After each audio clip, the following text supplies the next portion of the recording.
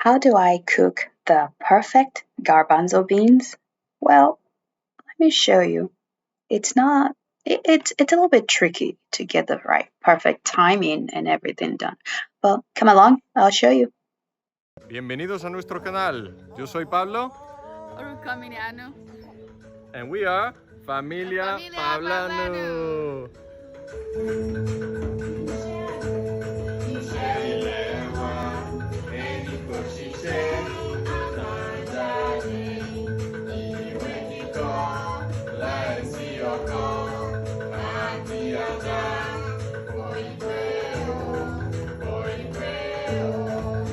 So we usually get our dry goods, our beans and grains from a store standard.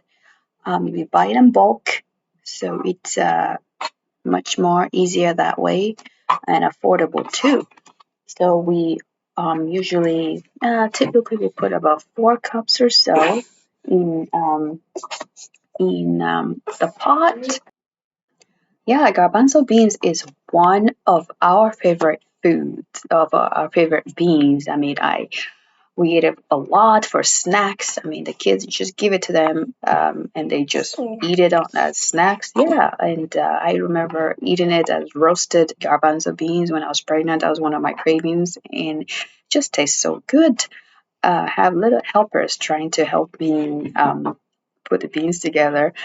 Anyways, so it's typically about 4 cups, give or take. It doesn't matter. It doesn't matter how much you want to cook. You can cook 5 cups, as big as your pressure cooker would take.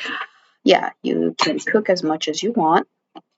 You just need to know that if you cook a lot, you have to put a lot of water. It might overflow in the pressure cooker. So to not overdo the cooking. So yeah, typically it's about about that much to the bottom filled in the pressure cooker, because it does rise a lot. So, and I'm gonna show you how to do it unsoaked, because sometimes I just want to cook garbanzo beans or chickpeas, just like that. So this is the organic variety, so it's a little bit harder to cook.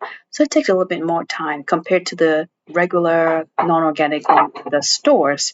So this is a little bit harder. It takes a long to cook. The next phase, you just wash it. Make sure you rinse it very well, so you take all of the dirt and all that stuff out of it. I typically rinse it about maybe 3 times or even 4 times sometimes.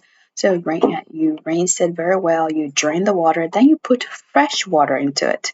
You put the fresh water and you make sure it's right below max, because I've done it before. I put it max and it overflew when it's time. It's time for to vent it, the spout.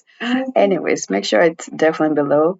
So you set it for beans and you set it for 27 minutes, but you can actually do less. You can do 26 minutes, and make sure you keep warm. You take that off. You do not want to keep warm.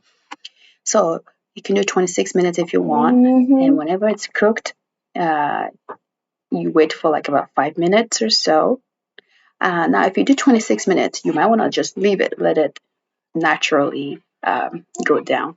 But if you do 27 minutes, make it about 5 minutes, maybe 10 minutes, and open release the vent.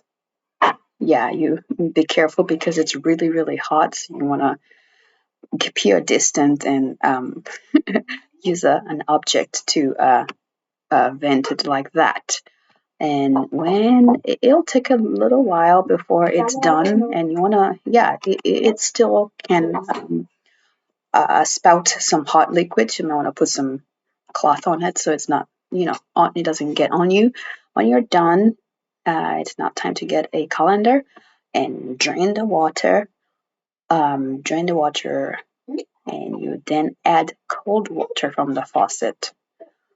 You add some cold water. You run it about maybe 2 minutes or so to make it hardened. So then you can add it to your stew, to your all these other meals, and it keeps its form, and it tastes so good. It's chickpea, and it taste like chicken a little bit, but um, it tastes very delicious. Um, and we give the kids a snacks. Yeah, we just put it in the fridge. If they're hungry, they want snacks, we just put it in their bowl, they eat it. And others, I put the rest in the freezer for another day when I need it.